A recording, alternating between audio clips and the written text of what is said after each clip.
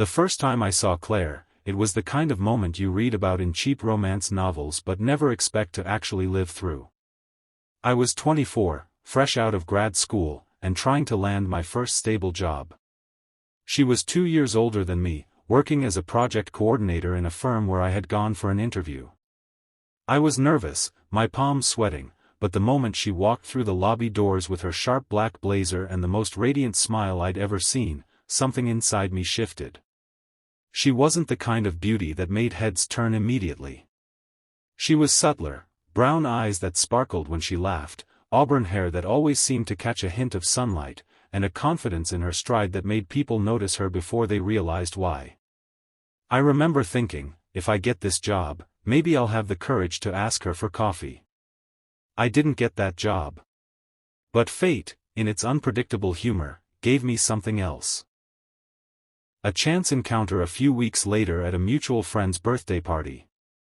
Claire remembered me from the lobby and teased me about looking too stiff in my suit. I laughed it off, and before long we were standing apart from the crowd, talking as if we'd known each other for years. By the end of the night, I had her number saved in my phone and a feeling I hadn't known in years, a fluttering hope that maybe, just maybe, this woman was about to change my life. Claire and I dated for 3 years before marriage. Those years were filled with late-night drives, long conversations about our dreams, and countless moments of laughter that still echo in the chambers of my memory.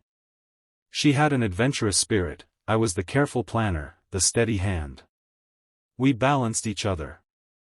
I landed a job at a mid-sized marketing firm, and Claire eventually moved into a managerial role at her company. We were far from rich, but we were comfortable. On weekends we would cook together. She was terrible at following recipes but somehow always ended up making something delicious, while I meticulously measured every spice and panicked if the pasta boiled too long. Our friends often called us the perfect couple. At parties, we were the ones who danced together even when no one else was on the floor. At weddings, people whispered about how it was obvious we were still head over heels. I believed them. I believed in us. When I proposed, it was under a canopy of string lights at her parents' backyard. My hands shook, my voice faltered, but her eyes welled up with tears before I even finished my clumsy speech. She said yes, leaping into my arms, and in that moment I felt as though life had granted me every blessing it possibly could. Our wedding was small but beautiful. Close friends, family, and a simple ceremony in a rustic chapel outside the city. I can still remember the way she looked walking down the aisle. Like she wasn't just a bride, but the very embodiment of everything I'd ever wanted. We settled into married life with ease. The first 2 years were blissful. We traveled a little, bought a modest house, and spoke often about starting a family someday. She made me feel invincible. I trusted her more than I trusted myself. Looking back, I wonder if I should have noticed the small shifts sooner. The late nights at work she brushed off as deadlines. The weekends when she seemed distracted, scrolling through her phone with a secret smile she didn't bother to explain. At first, I dismissed it. Everyone gets busy. Everyone zones out sometimes. Marriage wasn't supposed to be perfect every day. But then there were the arguments. Small at first, then sharper. She complained I was too predictable, too cautious. I thought she liked that about me, that I grounded her free spirit. She said I didn't get her anymore. I tried harder, planned surprise dates, bought her flowers, cooked fancy dinners, but it was as if none of it mattered. I remember one night vividly. We were sitting at the kitchen table, half-eaten pasta between us. She sighed, setting down her fork, and said, "Do you ever feel like, maybe this isn't enough?" Her words stung like a blade, but I forced a smile. Enough? What do you mean? I don't know, she muttered, avoiding my eyes. Sometimes I feel like we're just going through motions. I reassured her, told her marriages had phases, that we'd reignite things. She nodded, kissed me lightly, and we didn't talk about it again. But I carried that sentence with me, like a shadow trailing every laugh, every touch. The night she disappeared started like any other. She said she was going to have drinks with coworkers. I kissed her goodbye, told her not to drive if she drank too much, and went about my evening. I watched a movie, answered some emails, and eventually fell asleep on the couch waiting for her to come home. When I woke, it was 3 a.m. Her side of the bed was empty. At first, I panicked. Maybe there'd been an accident. I called her phone, no answer. Texted her, no response. I even called hospitals, my heart pounding in my chest. Nothing. By morning, I was frantic.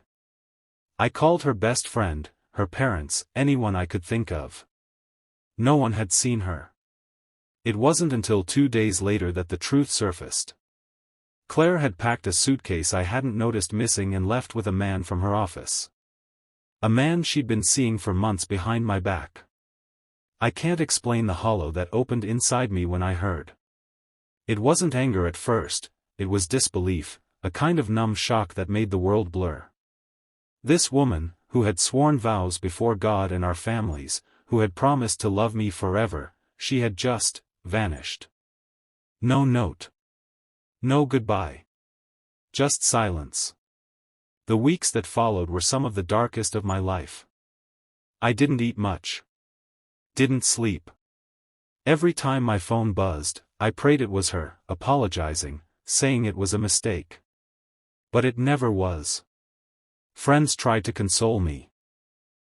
My parents urged me to file for divorce immediately. But my heart was stubborn.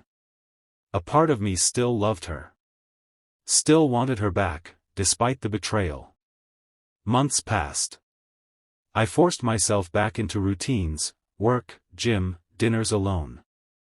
I started therapy, which helped me see that what Claire had done wasn't my fault, no matter how much I replayed every moment of our marriage searching for where I'd gone wrong. And yet, I couldn't escape her ghost. I'd walk past a cafe and think of her laughter. Smell a perfume on the street and feel like she was right behind me. I didn't look for her, but occasionally, news found its way to me.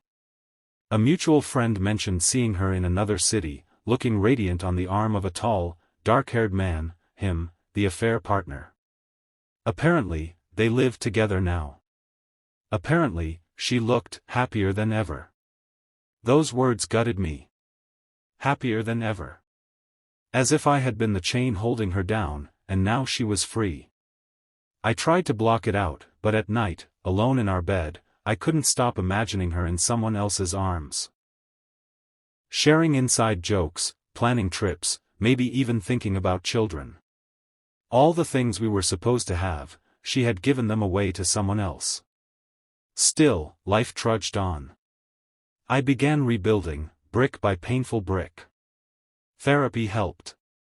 Friends helped. Slowly, the wounds began to scab over, though the scars were deep. 2 years passed without a word from her. I convinced myself she was gone forever, that I would never hear her voice again. But life, as it often does, had a cruel twist waiting. One summer evening, I received a call from a number I didn't recognize. I almost didn't answer, but something compelled me. Hello? There was silence at first. Then, a shaky breath. And a voice I hadn't heard in years. Mark, it's me. It's Claire. My stomach dropped. My heart raced. I opened my mouth but no words came out. Her next sentence froze the blood in my veins. He's dead. Anne. I want to come home. The moment I heard her voice on the phone, it felt like time collapsed. Every wound I thought had scarred over tore open again. Mark, she whispered, her voice trembling. Please, say something. My throat was dry, my heart pounding with a mix of rage, grief, and something far worse, longing. Against every ounce of reason, a part of me still craved her. Finally, I managed, why are you calling me? There was a pause, then a choked sob. Because. I have nowhere else to go. Daniel is dead. It was sudden. A car accident. And now, I don't know what to do. I don't know where to turn. Please, Mark, can we talk? Daniel.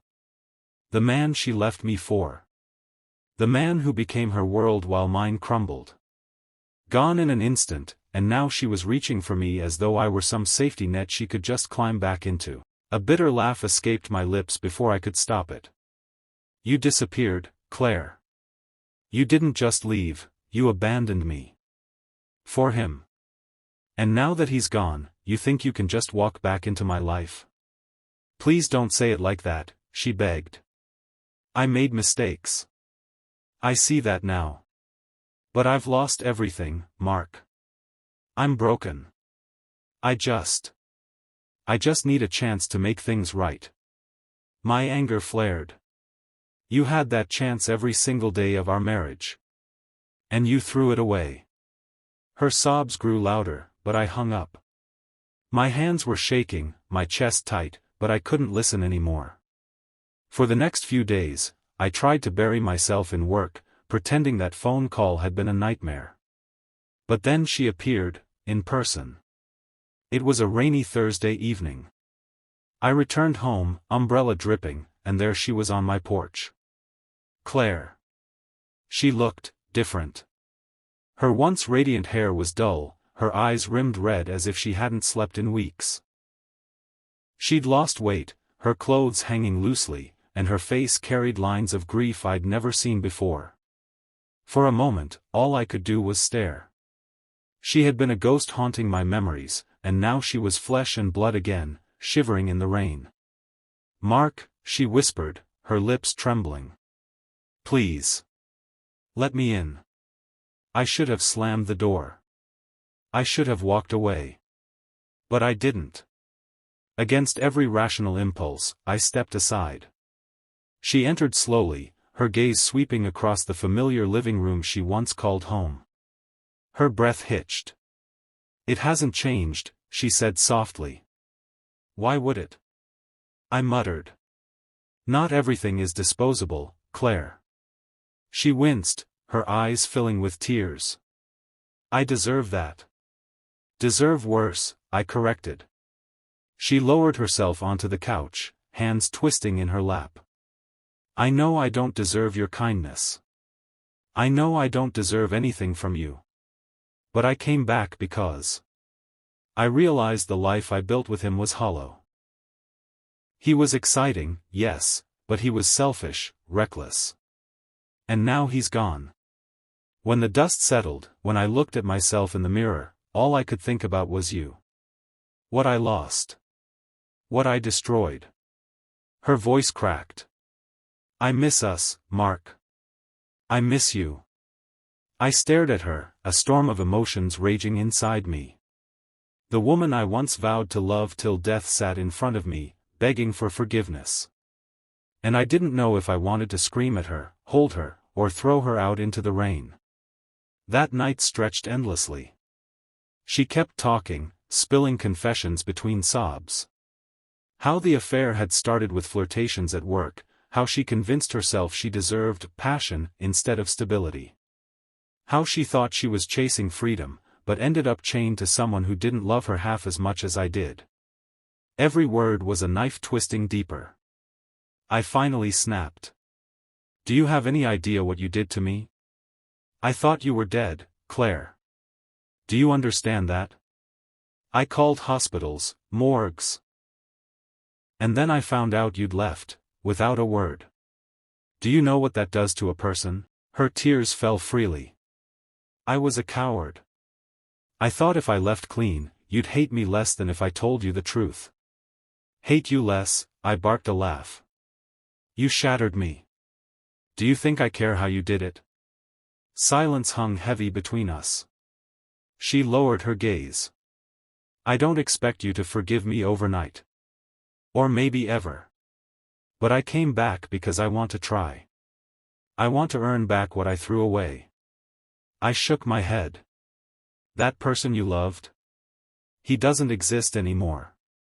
You didn't just leave a marriage, Claire, you buried the man who trusted you. And I'm not sure he can crawl out of the grave you dug for him." Her sobs turned quiet, almost childlike. She curled into herself on the couch, and for the first time, I felt something I hadn't expected: pity. Over the following weeks, Claire lingered in town. She rented a small apartment nearby, but kept reaching out, texts, calls, showing up accidentally at places she knew I'd be. I tried to resist. I went on dates with other women, tried to move forward. But every time, I found myself comparing them to her. Their laughter didn't sound like hers. Their eyes didn't hold the same warmth she once had. One evening, I found myself sitting across from her again. She'd invited me for coffee under the guise of closure. I almost refused, but curiosity, or weakness, pulled me there. She looked better. Stronger. A flicker of the old Claire returned as she smiled sadly. "I know I can't erase what I did. But I still believe in us, Mark. Deep down, don't you?" Her words stirred something dangerous inside me. Memories of Sunday mornings in bed, of road trips with music blasting, of the way she used to look at me as if I were the only man in the world. But then I remembered the nights I cried alone. The empty bed. The silence that swallowed me whole. "I don't know what I believe anymore," I admitted. Our town wasn't large. News spread. People whispered when they saw us together. Friends pulled me aside, asking if I'd lost my mind. My mother called, furious. "Mark, don't you dare let her back into your life. She humiliated you. She abandoned you. Have you forgotten the hell she put you through?" I hadn't forgotten. God, I could never forget. But why, then, did a part of me still ache for her? One night, she showed up at my house again, tears streaming down her face. "I can't do this anymore," she sobbed. "I can't live without you. Please, Mark, let me come home. I'll do anything. Therapy, counseling, whatever it takes. Just, don't shut me out." I stood frozen, torn in half. Logic screamed to send her away, to protect the fragile peace I had built. But my heart, foolish, battered, still remembered love. I whispered, "You broke me, Claire. And now you expect me to fix you?" Her eyes locked onto mine, raw and pleading. "No. I expect us to fix each other." An uncertain horizon. As she stood there, dripping tears on my doorstep, I realized the next step would define the rest of my life. Take her back, and risk being shattered again. Refuse her, and perhaps lose the one love I'd never truly let go. The storm wasn't over.